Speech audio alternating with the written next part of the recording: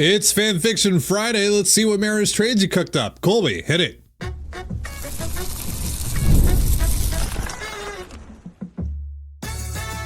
You are Locked On Mariners, your daily Seattle Mariners podcast. Part of the Locked On Podcast Network, your team every day.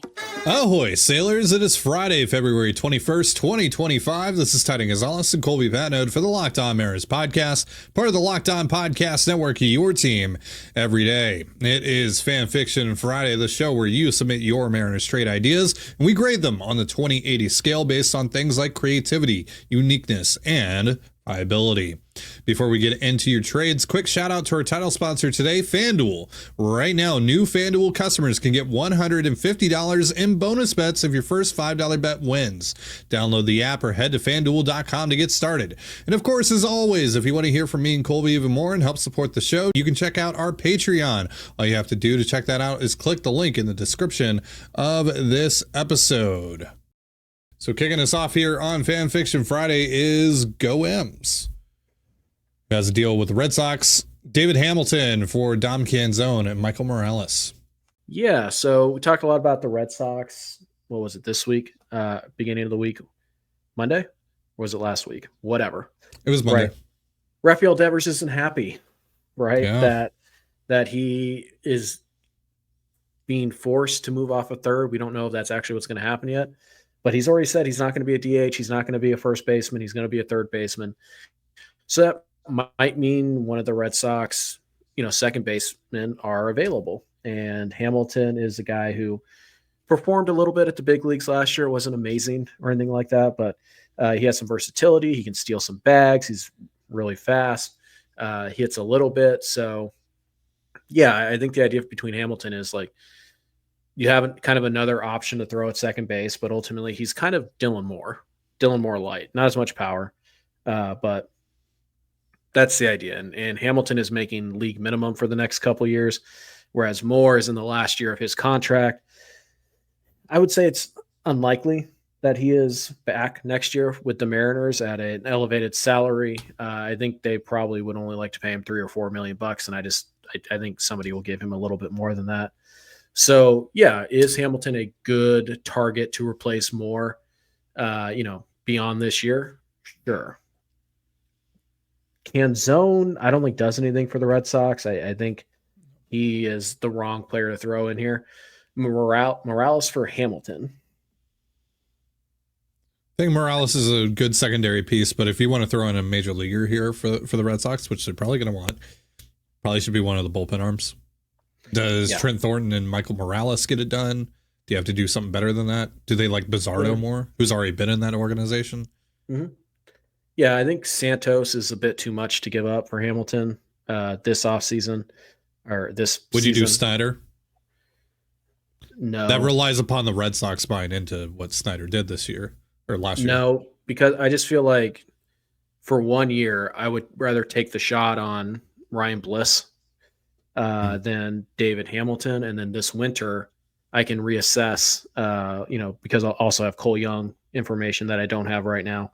It's kind of a really like challenging trade because you're replacing Dylan Moore in the long term. But right now, Hamilton, is he going to be the everyday second baseman? No, probably not over Dylan Moore. And obviously we know Cole Young is coming. So it's going to be one of those things where how long do we need Hamilton to be, an everyday second baseman, and how long before Dylan Moore just gets pushed back into his natural role as the utility man, and then Hamilton slides even further down on the bench? Like it's kind of this weird thing. So if I'm trading for Hamilton, I want, pitchers that I'm pretty sure I'm not going to miss. Morales is fine. I'm fine giving up Morales. But I think probably the best arm I'd give up, like major league arm, is probably Thornton. And I don't know if the Red Sox do that. So it's pretty interesting. But I think I just don't think the pieces line up quite right for this one. So I don't know, 45. Yeah, that's about where I'm at. I'll go 40 because I just don't think Canzone's going to get it done. But I think Morales is a fine secondary piece to get yourself David Hamilton. I just don't know if you have the major league piece that you would be willing to part with that the Red Sox would actually want for Hamilton. If I can get him for like 2 Michael Moraleses, then I would consider that too. But I think just Michael Morales alone just isn't enough. And then I think any piece that puts it over the top for Boston might be too much for Seattle, but who knows? We don't know how the Red Sox value the guys in the Mariners system or in their bullpen. And we honestly don't know how much the Mariners value David Hamilton, although I did hear they tried to trade for him last winter, but they pivoted to Samad Taylor and they acquired him. So interesting guy, and the Red Sox are still an interesting trade partner. Connor has a deal with the Cincinnati Reds, Christian Encarnacion Strand for Logan Evans and Tyler Guff. Encarnacion Strand, former well-regarded prospect in the Reds organization, hasn't really been able to put it all together at the major league level yet, though. So I don't know. How do you feel about this? I mean, we talked about Guff, we talked about Evans over the last couple of days during Prospect Week. Those are guys that obviously come with quite a few questions. Guff is obviously hurt right now, and Evans is just like, how good is Logan Evans really? So I don't know. Would you be willing to part with those guys to take a shot on CES? Yeah, I'm not 100% sure what I'm getting defensively. I know Encarnacion Strand has played third base, but it seems like he's basically a first baseman. He was awful last year, just truly awful. A small sample size, but still. I mean, to be worth a full -1 B-WAR in just 29 games, that speaks to how terrible you were. Now, he was really good in 63 games in 2023. So, Encarnacion Strand, very interesting. By the way, a Jerry DiPoto draft pick. So, maybe he was drafted in the 34th round of the 2019 draft by the Seattle Mariners. Really? Yep. Didn't know that. So, this is interesting because I don't know if the Reds would do this. I don't know if the Mariners would do this. I think, Encarnacion Strand, does he actually solve a problem, or is he just kind of another body in a position that you're already trying to fill with 3 or 4 different bodies? It's one of those things where, what do you expect? And if Encarnacion Strand repeats what he does in 2023, he's worth a lot more than the 2 arms. If he does what he did last year, not only are you trading probably a major league ready starter who is valuable rotation depth. I mean, you really want Jonathan Diaz starting games, because you might be 1 arm away from that happening. So, it's one of those things where it's a little bit risky, but it's risky for the Reds too, because they might be selling extremely low on this guy, but they do have some pitching needs in their system. It's a really interesting trade. Ultimately, I feel like this just isn't enough for the Reds, would be my guess. But again, I don't know how the Reds feel about Encarnacion Strand. So it's a little tough to say. I saw some reports that they really love what they've seen this spring, but who cares? That's really not a thing. So I don't know. This is a tough one to grade, but ultimately I think I land on this just not being enough for the Reds it's too much of a risk for the Reds to trade him for this. And honestly, there's a little bit of risk there for the Mariners as well. Yeah. I think from the Reds point of view, not really sure where their pitching depth is right now, but last that I remember, it wasn't great. And Evans is obviously someone that should probably be throwing major league innings at some point in 2025. So maybe that holds value to them. And I think it's more my hang up with this, like you said, or like you mentioned, is Encarnacion Strand actually better than Brian Bliss, Austin Shenton, some of these other guys, right? Is it worth me trading from my starting pitching depth to throwing in a guy that I don't think I don't feel confident enough to say is definitively better than the Shentons and the Blisses of the world? So that's really what gives me pause here. So I think I'd probably not do this. I think I'd rather just keep Evans personally, but it's a fine trade. I would say this is a 50. I don't have a good enough feel for how the Reds value Encarnacion Strand. So it's really tough for me to say. So I think, 45-50 just to be safe. Yeah. But yeah, I mean, there's certainly risk for both teams here. There's certainly some upside for both teams, but it is, it's tough to say. Colby and I will take a look at more of your trades in just a moment, but first a reminder, this episode of the Locked On Mariners podcast is once again brought to you by FanDuel. When the game tips off, the NBA action is just getting started, and there's no better place to get in on it than FanDuel, America's #1 sportsbook. With FanDuel, you can place live bets throughout the game. So even if you miss the opening tip-off or want to bet on a fourth quarter comeback, you can stay in the action. And if you're looking for a bigger payout, you can even combine your live bets into a same-game parlay. I love using FanDuel's live betting feature because it keeps every moment of the game exciting. Whether I'm backing my team for a late-game rally or picking a player to hit a clutch 3, I never feel like I missed my chance. Plus, the app is super easy to use, and when you win, you get paid instantly. Right now, new FanDuel customers can get $150 in bonus bets if your first $5 bet wins. Just visit FanDuel.com to join today. That's FanDuel.com for your shot at $150 in bonus bets. Make every moment more with FanDuel, the official sports betting partner of the NBA. And you're listening to the Locked On Mariners podcast. It is Fan Fiction Friday. Let's get back into your trades. Udonis Haslem has a deal with the St. Louis Cardinals. Nolan Gorman for Logan Evans, Ryan Bliss, and Tyler Locklear. Speed demon Tyler Locklear. Right, stole third today. Look at that. They didn't even try. Machado didn't even try to cover third. Nope. So intimidated. Yeah, when you got that big train coming down at you on the tracks, you just got to get out of the way. He was probably just so stunned by the decision. He was just frozen like a deer in the headlights. Sure. By the way, Colt Emerson now playing shortstop. So is JP Crawford injured? Anyways,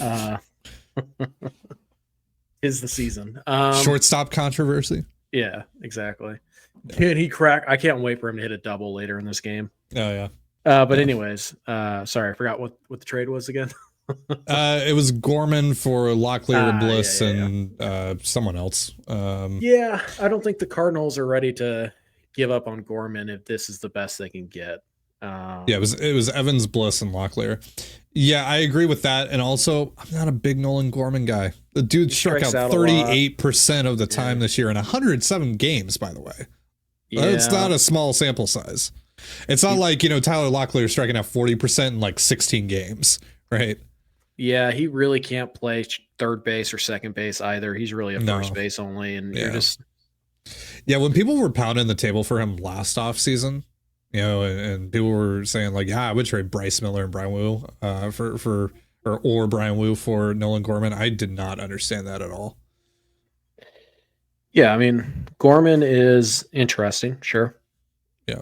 But again, with 38% strikeout rate, you look at the lack of defensive versatility. Like, this isn't even really a guy that's like, he can stand at second base. I mean, Ty France tried to say the same thing, and Gorman's interesting, certainly, and if he has a solid season this year, or if he bounces back, maybe it's something you approach again this winter. But there's just no real reason to trade for him right now. Is he better than Ryan Bliss? I don't know. Is he better than even Locklear? Probably, but not a guarantee. And now I have to give both of those guys up to bring him in. I mean, there are probably Cardinal fans. Well, I mean, I don't know if they're listening to this podcast or not. But there are probably Cardinal fans out there that are like, this is insulting. And us as Mariner fans, is it though? Gorman, he was an 87 WRC plus hitter last year. Yeah, and that's what, like, us out here are just like, yeah, this is too much. And Cardinal fans are probably like, no, this is that, like, Gorman's a former elite prospect. And it's like, yeah, so is Jared Kelenic. Like, who cares? So I wouldn't necessarily say that it's too much. I'd probably pay this just to take the shot on Gorman. That said, I just don't really like the guy. These are three, major league ready guys that could be pretty important to you depth wise. That you're trading for Gorman. So, it's just one of those things where it's like, in July, if you want to take a shot like this and Gorman's cut down the strikeout somewhat significantly, and it's like, okay, let's trade some bulk here and go get Gorman. Fine. But right now, I'm good. So it's interesting. It's certainly kind of a fun, like it's not bad because you're like, yeah, if they did this, you wouldn't be upset, but I wouldn't do it. So I think it's probably a 45 or 50 again. Like it just kind of splits that, it just kind of splits that gap right there. So I guess 45 is what I'd say. 40. More trades coming your way in just a moment, but first a reminder, this episode of the Locked On Mariners podcast is brought to you by wonderful Pistachios. Looking for a snack that's both delicious and nutritious? Crack into a good source of protein with Wonderful Pistachios. Wonderful Pistachios is one of the highest protein nuts. Each 1 ounce serving has 6 grams of protein, giving you over 10% of your daily value. Plus, they're packed with fiber and better for you unsaturated fats to help keep you feeling fuller longer. Personally, I love the no shells variety. It's the perfect grab and go snack for busy days.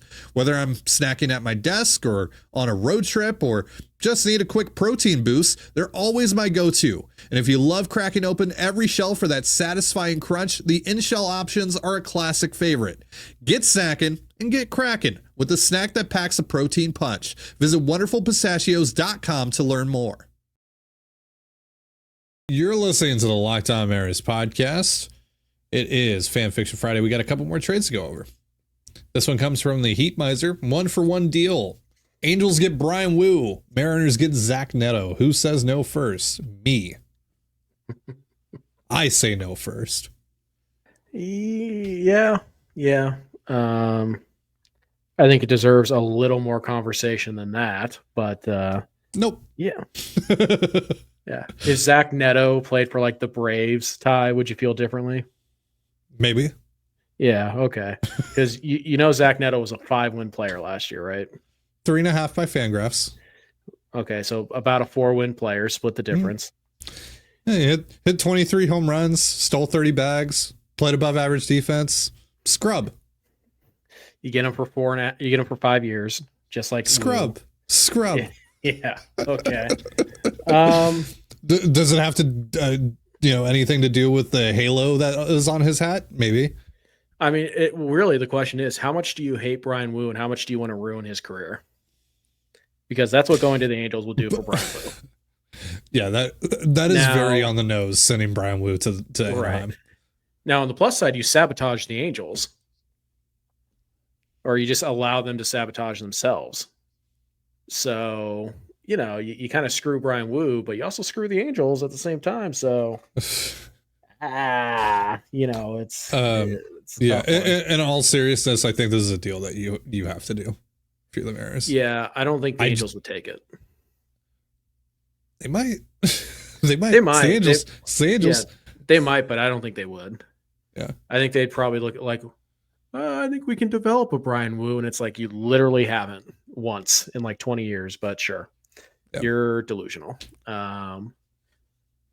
Yeah. So like Neto, he's a good player.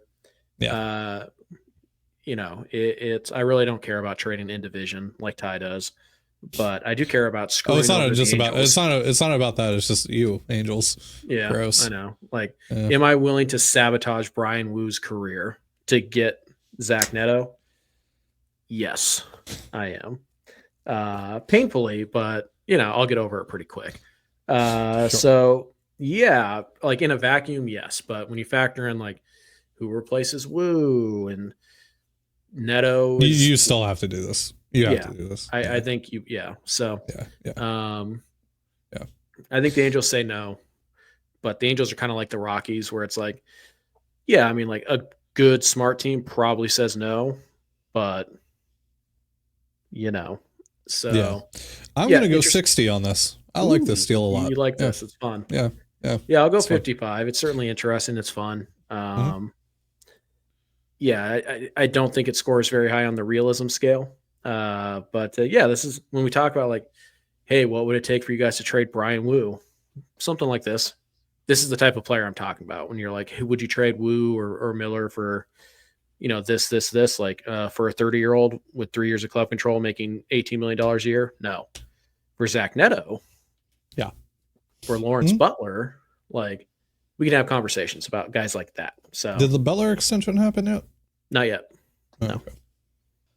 Arthur is this a 3-team deal? No, it's a 2-team deal. It's a big. I just deal. saw a lot of words on the screen, so immediately my head was like, "Yep, 3-team deal." Nope, it is a 2-team deal. Cardinals, Mariners, Wilson Contreras, and Ryan Helsley to the Mariners. Mitch Garver, Gregory Santos, Michael Arroyo, Harry Ford, Lazaro Montes, Tyler Locklear, and Logan Evans. And you also need Contreras to waive his no trade clause. Yeah, it's interesting. Would Contreras waive his no trade? I don't know. Doesn't really matter. We're not going to see this trade happen. No, this is like super low on the realistic scale. Right. Probably the most unrealistic thing about it is that the Mariners would commit to $50 million for Contreras, even though he's worth every penny.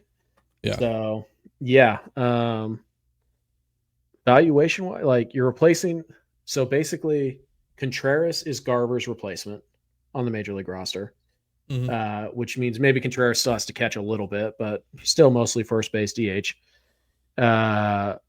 Helsley replaces Santos on the roster. Those are both upgrades. Mm-hmm. And then it's Arroyo, Ford, Montes, Locklear, Evans. That's, no major leaguers or no 2025 projected major leaguers. Maybe Ford, maybe Evans can help out. Mm-hmm. I just don't care about Locklear. Locklear. I just don't care about him. As good of a base runner as he is, I can't find myself getting upset about trading Ty Locklear for anything. Recency bias. By the way, I am watching him at the plate right now. He's got a 3-1 count. So, yeah, it's super unrealistic. Mm-hmm. Yeah, I think you could look at it and say it's a bit of an overpay. I think you could look at it and be like, who cares if it is? Like, because your major league roster is definitely better if you make this trade. Yeah. And you get Contreras for 3 years and a team option. Mm-hmm. And, Helsley, you probably only get for a year, but whatever. Right. So I think because of the club control of Helsley, I think that's why ultimately the Mariners say no to this. Because it's just a lot. And it's high, even if it's bulk, it's high quality bulk. Yeah. So, yeah, I think, you're talking about 3 top 10 dudes, a couple of other guys that are like in your 10 to 15 range. Right. And then Santos, like Garver, you're fine. Whatever. It's like Garver's not even really part of this trade. No. He's just there to clear some money and to, even out the roster spot. So, yeah. Interesting, Arthur. It's so low on the realistic scale, and it's really low on like the, would the Mariners accept it scale that I think it's probably, I'll give you credit for taking a big swing here. And definitely thinking outside the box a little bit here, but to me, it's still like a 45, maybe a 40. Yeah. 40. I'll go 40. All right. Last trade of the day comes from Dorian. Mariners get Ryan Mountcastle and Brian Baker from the Orioles for Las Montes, Logan Evans, and Teddy McGraw. I have said Logan Evans' name a lot today. Yeah. 20. I'm not trading Las Montes for Ryan Mountcastle. Get out of here with that. No, I don't understand Mariner fans' fascination with Ryan Mountcastle. Like, dude's really not that good. He's not terrible. No, solid player. You get a 108 WRC plus last year. He can only play first base. Like, those aren't insane numbers for a He doesn't really baseman. get on base. No. You only get him for 2 more years after this. And for a guy who doesn't really walk all that much or put up high on base percentages, it's not like he's making a ton of contact. Strikeouts aren't bad, don't get me wrong. But like if you're not going to walk and you're not going to hit for much power, like you better be striking out well below league average numbers. And he's not. Yeah. And there's no defensive versatility here whatsoever. He is a win and a half player. Pretty much on the nose. A win to a win and a half. He's never been a 2-win player. He's just limited. He's probably going to be 8 to 10% above league average at the plate. Most of that is going to be batting average and some pop, not insane pop. He's had some big power years in shorter sample sizes, but he's going to settle in right about the 430 slug. He's going to hit 260 or whatever. He's going to walk probably 6 to 8% of the time at most, and he's going to bring you nothing on the bases and nothing defensively. Why would you give up Laz Montes for that guy? Like, I can pretty much get the same dude in Ty France for $1 million. So yeah, Ty France might actually walk. He'll at least get hit by a pitch. Yeah, definitely he'll get hit by pitches. Yeah, I mean, heck, even if you want to just talk about what literally just happened, why trade for Ryan Mountcastle when you could just sign Rowdy Tellez to a minor league deal? Like, Tellez and Mountcastle bring you the same thing defensively. And Mountcastle's a better hitter, but it doesn't cost me Laz Montes to put Rowdy Tellez on my 40. So, yeah, this is just an insane overvaluation of – this is either insane over-evaluation. And Brian Baker's also just kind of a dude, right? So it's not like he's really making up the difference here.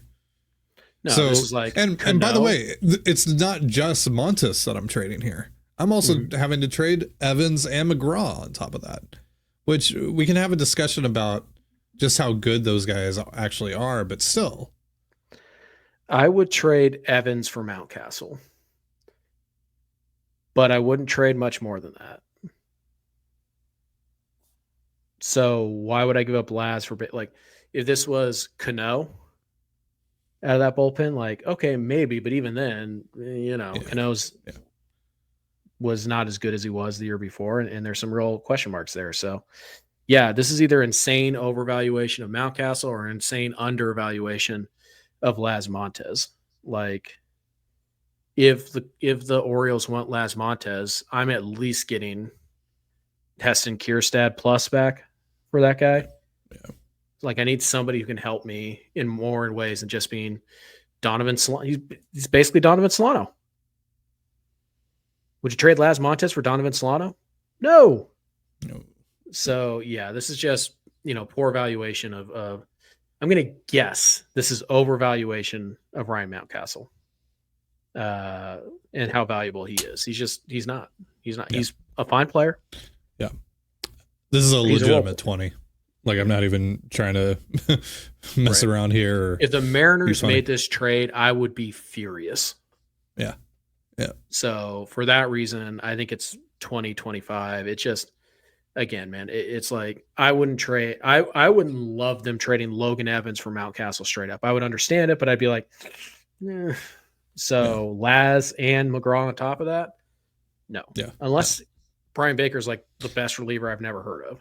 Like, I know he had a good year, 2 years ago now, but like it's no. Yeah, this is a no, and that no is preceded by a 4-letter word that starts with the letter F.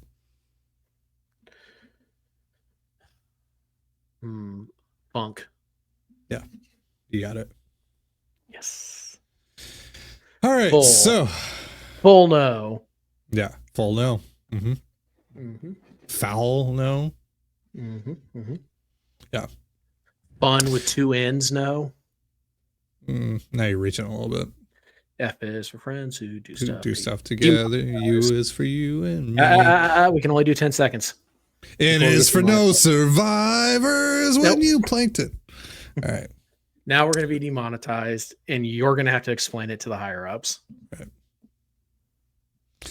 I mean, when you can sing that song, you got to do it. That's my excuse. You have to do it. And I hope you sung along at home. So it's like Country Roads. Somebody that plays would, it. That you know what? Along. That would, the fun song would be my walk-up song. And have the whole ballpark. The Plankton version or the SpongeBob version? Depends on how I'm feeling. If you're on a heater. Yeah. No survivors. 9th inning, bases loaded. It's the Plankton version. Maybe start of the game. Maybe it's like a random Wednesday afternoon game. It's the SpongeBob version. Okay. Yeah. All right, that's going to do it for our show. Thank you so much for joining us here on the Locked On Mariners podcast. For Colby Patnode, I'm Titan Gonzalez. Be sure to give us a follow on Twitter at LO_Mariners. You can follow me at Titan Gonzalez and Colby at CPAT11. That's CPAT11. We're also on Blue Sky. You can follow me at TDG, Colby at MLB Colby, and the show at Locked On Mariners. Have yourself a beautiful baseball day, and we'll see you next time. Peace.